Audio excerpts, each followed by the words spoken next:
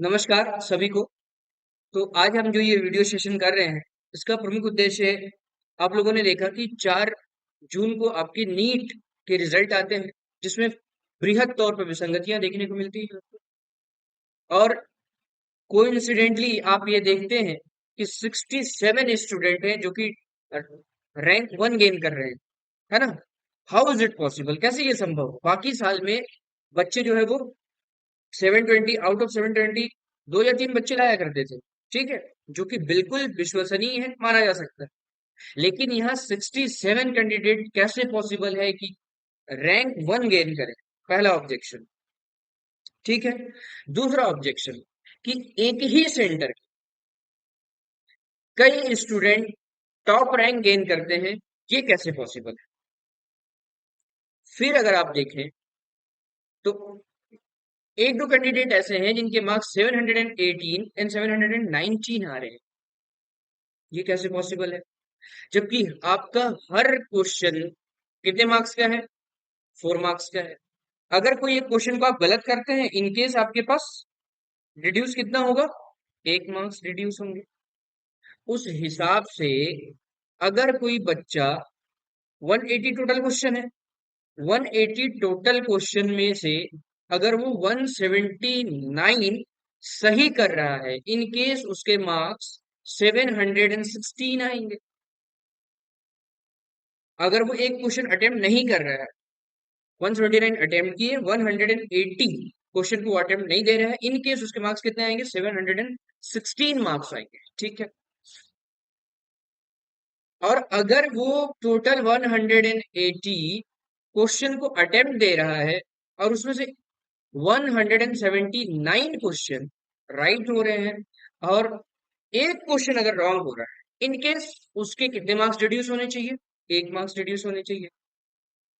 Technically उसका marks कितना होना चाहिए? 715 होने चाहिए, लेकिन यहाँ पे मार्क्स आते हैं 718 और 719। How is it possible? ये कैसे संभव?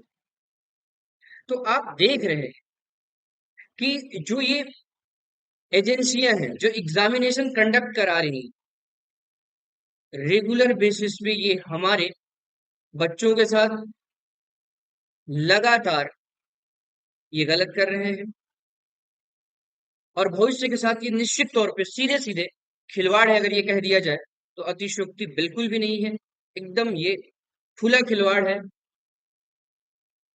मगर बताऊं, और इस चीज में जैसे ही आप एनटीए की वेबसाइट पे जाएंगे, वहां पर आपको जानकारी दी जाएगी कि 224 पे टोटल कितने स्टूडेंट रजिस्टर्ड हुए थे, कितने एग्जाम के दिन प्रेजेंट हुए थे, ठीक है। तो आप देखेंगे 2024 में 24,06,079 स्टूडेंट इनरोल किए, इन्होंने रजिस्टर्ड किया, ठीक है। जो बच्चे प्रेजेंट रहे एग्जाम देने के लिए, उनकी संख्या थी 23,33,297।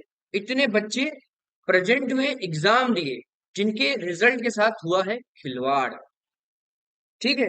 मजेदार बात मैं आपको ये बताऊं कि हमारे इस एग्जामिनेशन को, नीट के एग्जामिनेशन को देने के लिए फॉरेनर्स भी आते हैं।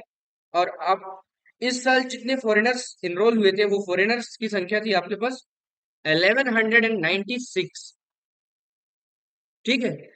तो आप समझ सकते हैं कि ग्लोबली, मतलब बाहर के जो फॉरेनर्स हैं, उनको जब ये सभी चीजें पता चलेगी कि इतनी विसंगतियां हैं रिजल्ट में, तो हमारी साथ क्या होगी, हमारी लायबिलिटी क्या होगी, आप समझ सकते हैं।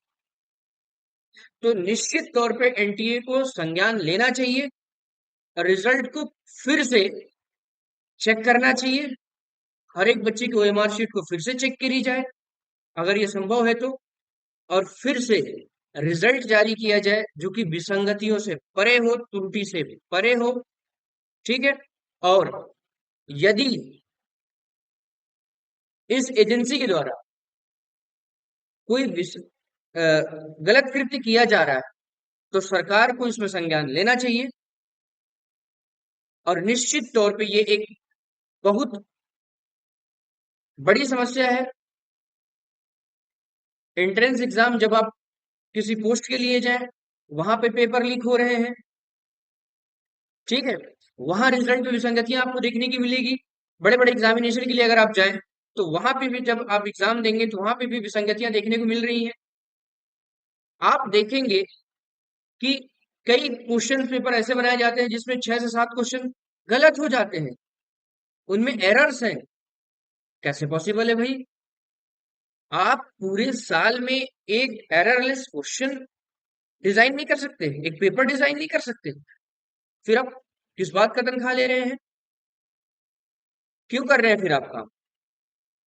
अकाउंटेबिलिटी सेट होनी चाहिए। और बिल्कुल, अगर ये एजेंसी जो कि एनटीए है, नेशनल टेस्टिंग एजेंसी, अगर इसके द्वारा किसी भी तरीके से गलत कृत्य किए जा रहे हैं, तो इस बात का संज्ञान सरकार को लेना चाहिए, ज्यूरिसडिक्शन सिस्टम को लेना चाहिए।